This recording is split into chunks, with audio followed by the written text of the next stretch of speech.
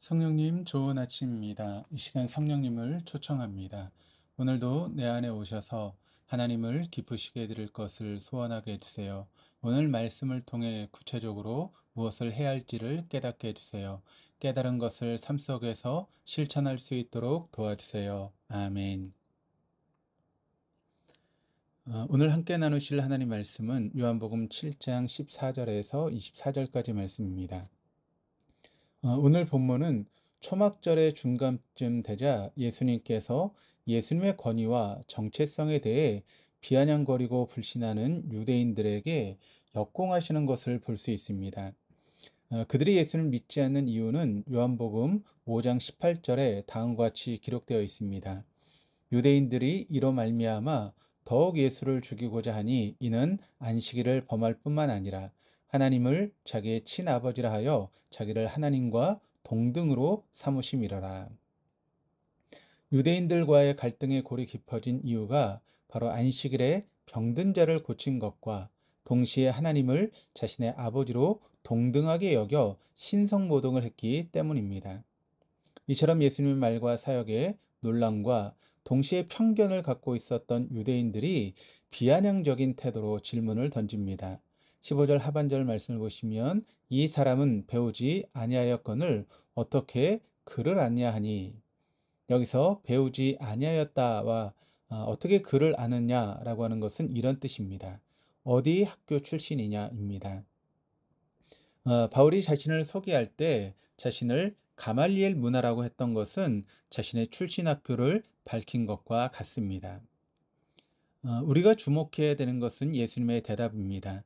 16절 하반절입니다. 내 교훈은 내 것이 아니요 나를 보내신 이의 것이니라.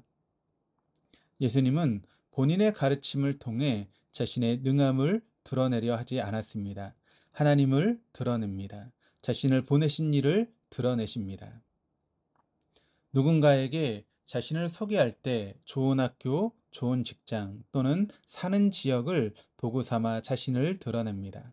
다른 말로 하면 자신의 배경을 감사하며 배경 되어준 부모님과 선생님들을 높이기보다 자신을 높이기 위한 도구로 사용합니다. 그러나 예수님은 배경 되신 하나님, 즉 보내신 이에게 모든 영광을 돌립니다. 18절입니다.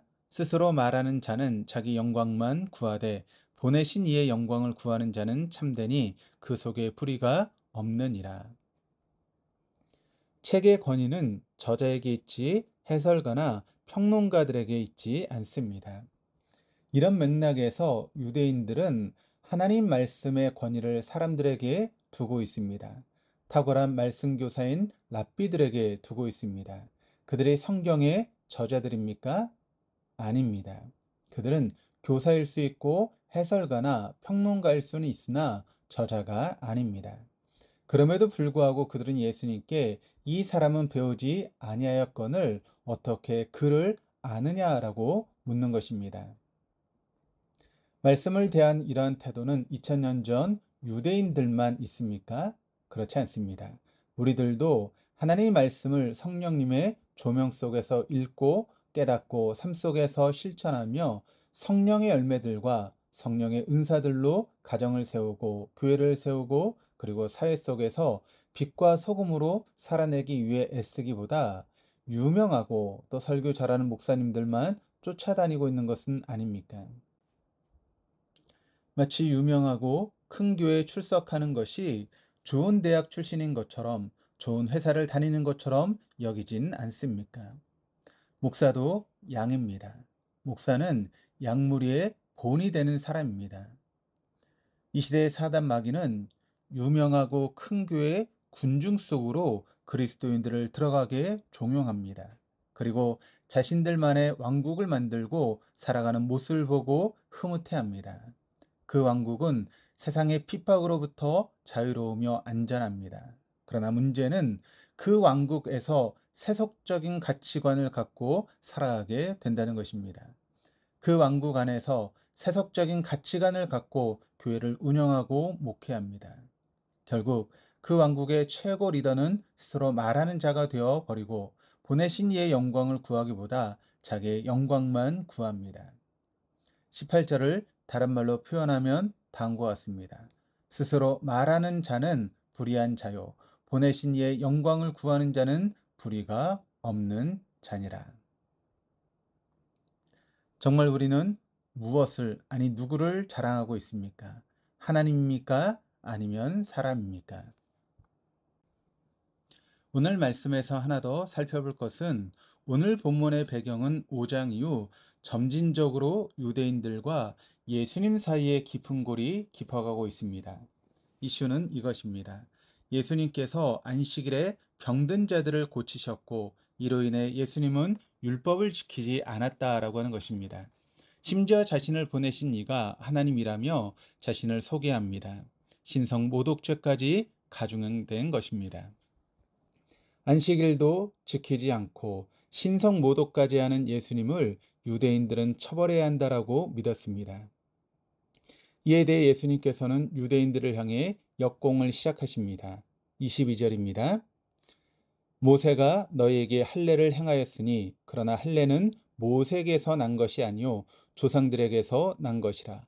그러므로 너희가 안식일에도 사람에게 할례를 행하느니라. 유대인들은 남자아이가 태어나면 8일째 되는 날 할례를 행합니다. 8일째 되는 날이 평일이든 안식일이든 상관이 없습니다. 안식일을 어기면서까지도 남자아이의 작은 부분을 칼로 도려냅니다.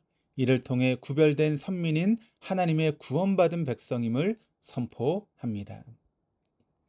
예수님께서 말씀하시는 논지의 핵심이 무엇입니까?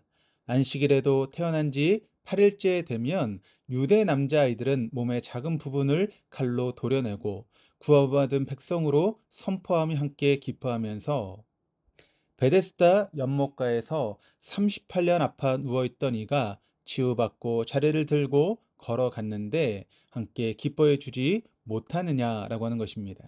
도리어 안식일에 치유받았다는 이유만으로 범법자로 몰아 죽이려 하느냐며 도리어 꾸짖으신 것입니다. 그리고 예수님의 두 번째 역공이 시작됩니다. 24절입니다. 외모로 판단하지 말고 공의롭게 판단하라.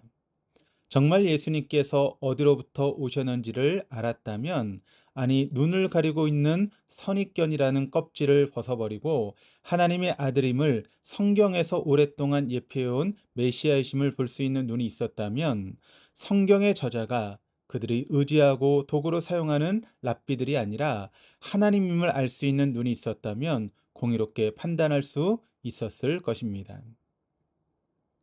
선민으로 배운 지식에 갇혀 봐야 할 것들을 보지 못하고 선입견을 갖고 보는 것만 보는 인생들이었던 유대인들은 외모로, 출신으로, 그들의 가치 기준으로 예수님을 보았기에 정말 봐야 할 것은 보지 못한 채 껍질에 갇혀 공의롭게 볼 수 없었습니다.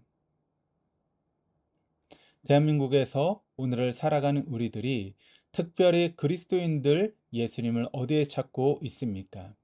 우리의 삶의 영역에 어느 한 자리도 주님께서 있을 곳이 없으신 것은 아닙니까? 혹시 오병이어의 표적을 보고 욕망만 채워줄 메시아로 여긴 유대인들처럼 우리도 주님을 나의 필요만 채워줄 분으로 여기며 그 자리만 열어두고 있는 것은 아닙니까? 잊지 마십시다. 눈은 마음의 창입니다. 마음이 욕망으로 가득 차면 우리 주님이 영으로 함께 하시고 헐벗고 병들고 그리고 나그네 된 이들의 모습으로 곁에 계심을 우리는 결코 볼 수 없습니다. 욕망은 우리로 하여금 영적인 장님이 되게 하기 때문입니다. 우리의 마음을 욕망이 아닌 주님께 자리를 내어드리십시다. 그리하여 주님으로 가득 찬 마음의 창으로 세상을 바라볼 수 있는 우리 동덕의 모든 교우들 다 될 수 있기를 주님의 이름으로 축원합니다. 기도하시겠습니다. 내 형제 중에 지극히 작은 자에게 한 것이 곧 내게 한 것이니라. 마음의 세속적인 가치들만 가득하다 보니 지극히 작은 자들을 보지 못하고 지극히 큰 자들만을 보았습니다. 더 많이 가진 자들만, 더 많이 배운 자들만, 그들의 차림한 마음에 가득합니다. 이제 마음을 비웁니다. 주님께 이 마음의 자리를 드립니다. 이를 위해 오늘 하루 우리의 마음을 깨끗이 말씀으로 청소하게 하시고 그 비운 자리를 주께 온전히 드리는 우리 되게 하옵소서.